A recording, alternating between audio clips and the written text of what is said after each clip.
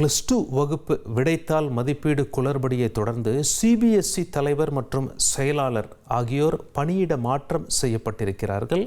மத்திய கல்வி அமைச்சகம் இந்த அதிரடி உத்தரவை பிறப்பிச்சிருக்காங்க. இந்த உத்தரவுக்கு பின்னாடி ஒரு மிக நீண்ட நெடிய ஒரு சர்ச்சை போயிட்டு இருக்கு சலீம். அதெல்லாம் நம்ம அடுத்தடுத்த தொகுப்புகள்ல நம்ம விரிவாவே பார்க்க இருக்கிறோம். ஆனா இப்போ நடவடிக்கை எடுத்திருக்காங்க. இந்த விடைத்தாள் சரிபார்ப்பு +2 எக்ஸாம்ஸோட விடைத்தாள் சரிபார்ப்பா இருக்கட்டும், இல்ல மறு மதிப்பீடு செய்வதற்கான அந்த வாய்ப்புகளுக்காக இணையதளமானது ஓபன் பண்ணப்பட்டுச்சு போர்ட்டல்.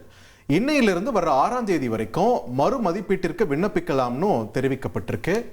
ஆனாலும் பாருங்க, 12ஆம் வகுப்பு விடைத்தாள் மறு மதிப்பீட்டிற்கான அந்த இணையதளம் அடிக்கடி கிராஷ் ஆகுது அப்படின்ற ஒரு குற்றச்சாட்டு தொடர்ந்துகிட்டே இருக்கு.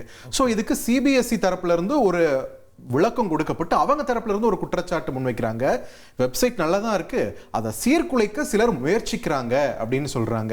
2 நிமிஷத்துல மட்டும் 15 லட்சம் முறை இணையதளம் சைபர் தாக்குதலுக்கு உள்ளானதாகவும் ஒரு பகீர் தகவலை சிபிஎஸ்இ தரப்புல இருந்து தற்பொழுது வெளியாகி இருக்கு. அப்படியே நாம் +2 சப்ளிமெண்ட்ரி எக்ஸாம், அதாவது +2 துணை தேர்வுக்கு வந்தோம்னா பார்த்திபன், தட்கல் திட்டத்தின் கீழே விண்ணப்பிக்க மேலும் 2 நாட்கள் கால அவகாசம் தரப்பட்டிருக்கிறது. நாளை மறுநாள் வரை விண்ணப்பிக்கலாம் என தேர்வுத்துறை அறிவிப்பு கொடுத்துருக்காங்க.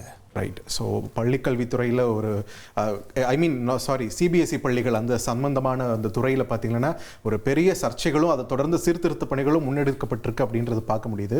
ஸோ வரும் நாட்களில் இன்னும் எந்தெந்த திசையில் இது பயணிக்க இருக்குது அப்படின்றது ஒரு கியூரியாசிட்டியும் கிளப்பியிருக்கு.